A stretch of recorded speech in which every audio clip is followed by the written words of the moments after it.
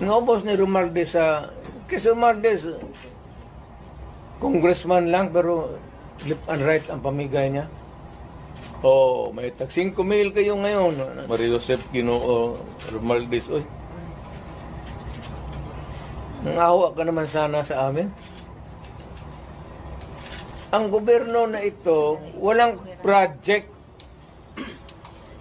Wala kang nakikitang project. Maintenance na lang. Kasi ayuda, ano yan, akap, ayuda. Tupad. Yun, naubos doon. Bakit nila pinakialaman? Huwag mong pakialaman yan, kaya hindi yan inyo. Saan ang pera namin? Saan ang pera niyan? Ayuda.